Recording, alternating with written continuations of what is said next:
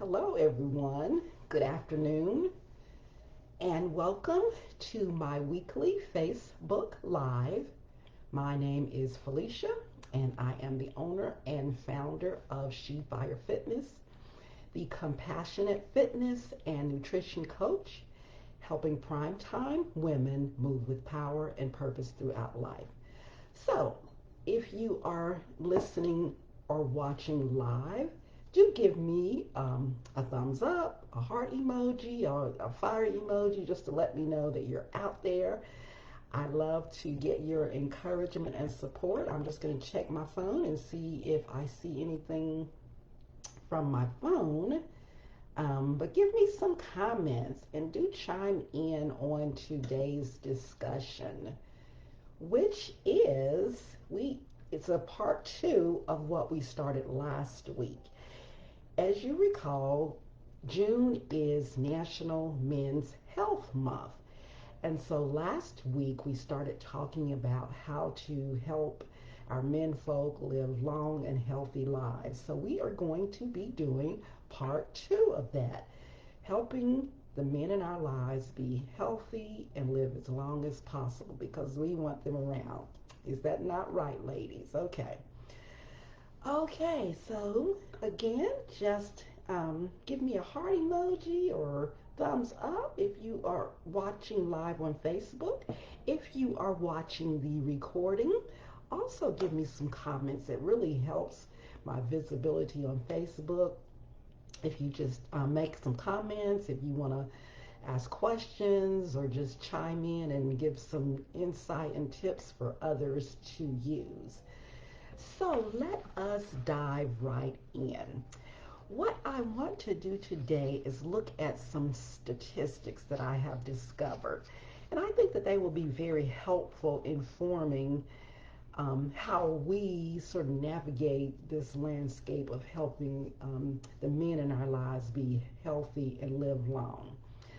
So, the first thing I am going to point out is some information that I got from the Men's Health Network, MHN.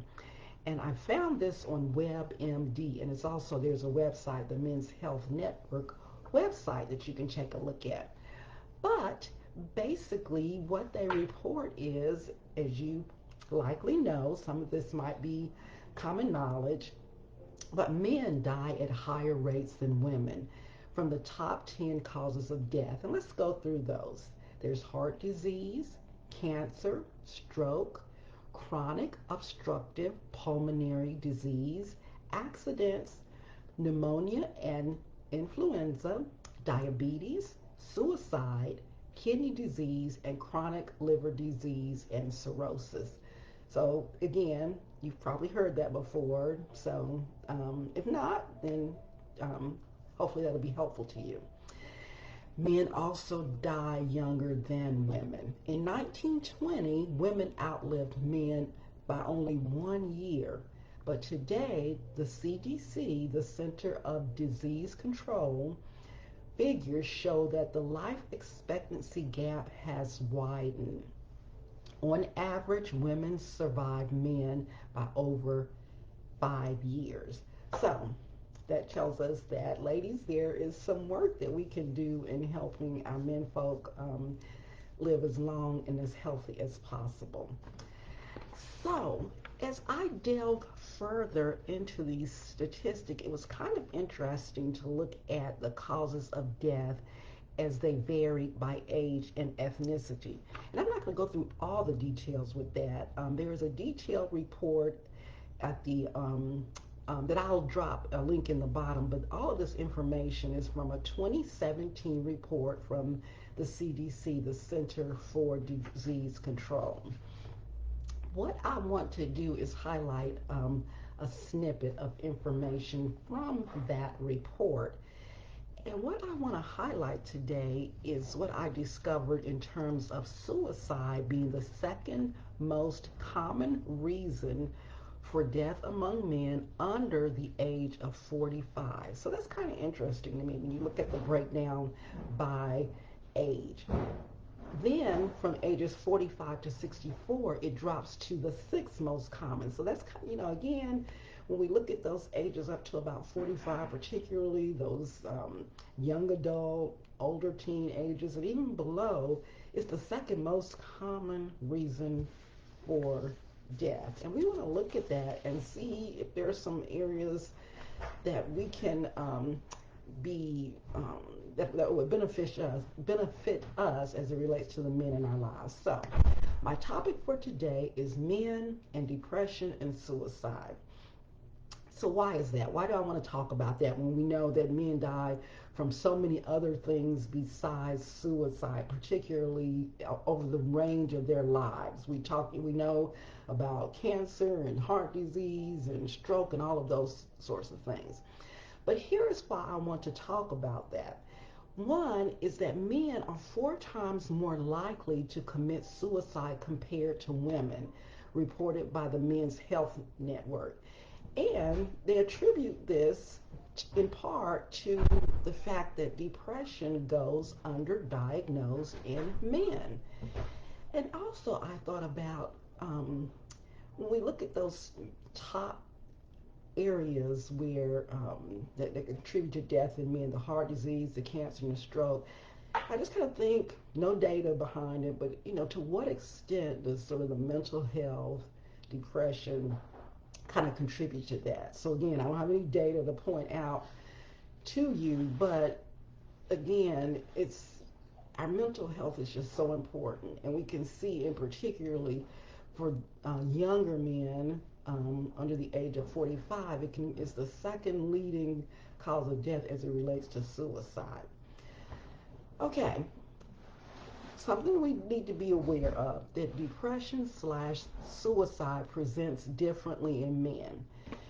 Now, something that we've all become aware of is when we contrast that with heart attacks in women. We know that women will experience a heart attack differently than a man because we've gotten a lot of good education on that, about the kinds of symptoms and signs that a woman will present in terms of a heart attack, which is different than a man, which for years has gone underdiagnosed, and maybe to some degree it still is.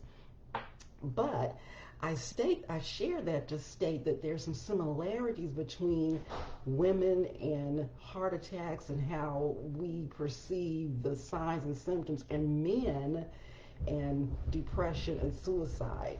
So check this out. Okay, William Pollock, a PhD, assistant clinical professor of psychiatry at Harvard Medical School, agrees in terms of depression presenting differently in men. He states that men are more prone to suicide because they are less likely to openly show depression and have someone else recognize it early enough to treat it, or to have themselves recognize that they are in trouble. So, food for thought, very interesting that men, and if we just think about how men are, that's not surprising, but they present differently, they experience it differently, and we probably even respond to it differently. According to the National Institute of Mental Health, more than 6 million men have depression each year. Pollock, the PhD that I just mentioned, believes that the number of males with depression could be even greater than than the data shows, because they may show signs of depression differently and it may go underdiagnosed. So here's some signs that we want to look for. Instead of sadness, Pollock says depression may play out in the following ways in men: anger, aggression, work burnout, risk taking behavior, midlife crisis, alcohol, and substance abuse. So instead of seeing those classic kind of sad signs that we attribute to depression, maybe crying spells, these are some things that we need to look for: anger, aggression, work burnout, risk taking behavior, midlife crisis, alcohol, and substance abuse. those could likely be related to depression. And I mentioned last week, in terms of health challenge that we had in my family, is my husband had gained a lot of weight when he was living away from us for a few years, and when we look back on it, we say, well, gosh, was maybe, he even says that maybe I was depressed. And so weight gain, maybe overeating.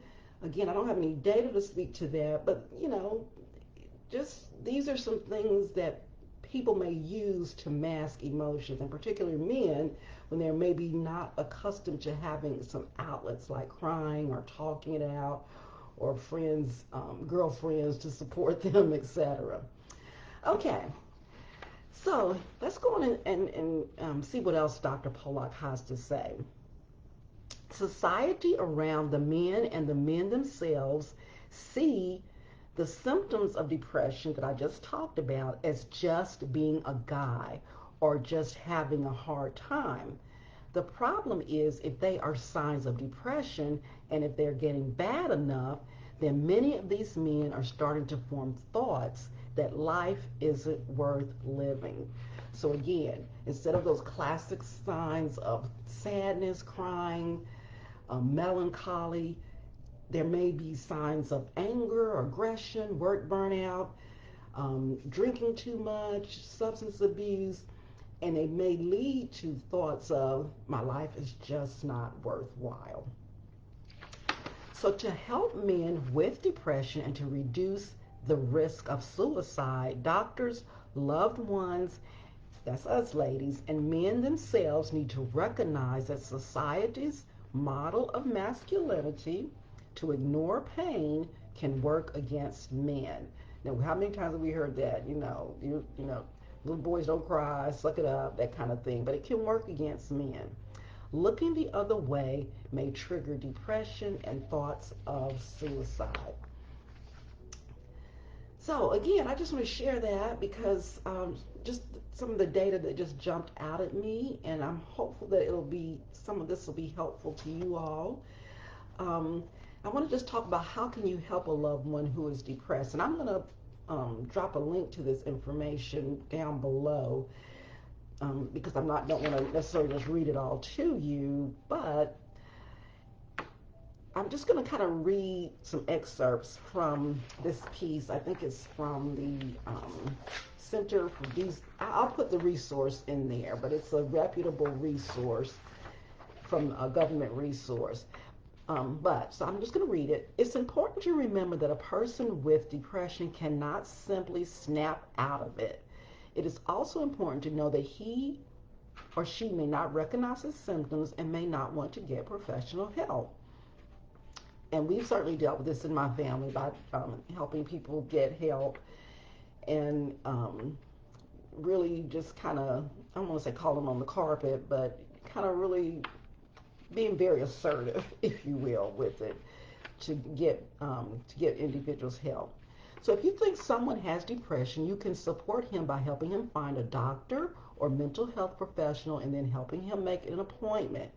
Even men who have trouble recognizing that they are depressed may agree to seek help for physical symptoms such as feeling tired or run down. They may be willing to talk with their regular health professional about a new difficulty they are having at work or losing interest in doing things they usually enjoy. Talking with a primary care provider may be a good first step toward learning about and treating possible depression. Okay, so again, ladies, I would love if you would make any comments, if you have anything to share, any questions that you have. It would be just lovely to have some dialogue. So I'm going to continue giving you a few more tips. Other ways to help include offering him support, understanding, patience, and encouragement, listening carefully and talking with him. And here's the biggie: never ignoring comments about suicide and alerting his therapist or doctor. And I know sometimes we don't want to bring up suicide, but in my situation with my son, when he's expressed certain kinds of feelings and emotions, I will just ask him, do you feel like you're at a point where you're going to try to hurt yourself? I mean, you just got to put it out there. And sometimes we are reluctant to do that because we think maybe we will encourage it, but we don't want to ignore comments, and sometimes we just need to ask the question just to put it out there and get some dialogue going so we'll know how to proceed. Okay, a few other tips, but really, just a couple more, but I'm not going to read them all. But really, it's just about providing that support, that encouragement, not that just suck it up and, why can't you get this under control and what's your problem and, other people can handle this. That is just not helpful. And based on how men are viewed in society and how we may view men, we may think that they can handle it, they can handle anything, but sometimes they just need some help. Okay, what if I or someone I know is in crisis? Men with depression, as are women, as are at a risk for suicide. So if you or someone you know is in crisis, get help quickly. Call your doctor, call 911 for emergency services, go to the nearest hospital emergency room. There's a toll-free number, and I will drop the information down below. But there's a toll-free 24-hour hotline of the National Suicide Prevention Lifeline at 1-800-273-TALK. That's 1-800-273-8255. 1-800-273-TALK. So, 24-hour hotline. There's also a veterans crisis line that is available, and I'll put that in the link as well. But I'll go ahead and tell you it's 1-800-273-8255, then press 1. Okay, so I know I've given you guys a lot of information. I hope that it has been helpful. But just to summarize, um, when we look at the data, when I looked at the data in terms of causes for men's death, some things just jumped out to me, particularly the differences as it relates to ethnicity, as it relates to um, age, how things differ. We know kind of those big hit items like cancer, heart disease. We've heard them over and over again, and that's good. That's good that we're aware of those. But we may not be as aware of depression and suicide and how it can contribute to um, our loved ones not living as long and as healthy as we would like. So I hope this has been useful to you. Again, I would love your comments and your thoughts. Just drop a link below. If you know someone who would find this information helpful, I do hope that you would share it with them. Again, my name is Felicia, and I'm the owner and founder of She Fire Fitness. And I would love to have you come and be a part of my private fitness and wellness group for women, which is called Girl, Get Your Sexy Back. I would love to have you be a part of that. I hope you all have a lovely, lovely weekend, and I hope to see you again soon. Have a blessed day. Oh, and don't forget to pray through it all. Make sure we are just, in prayer, just trusting in the Lord and knowing that He's got us all in His hands. Okay.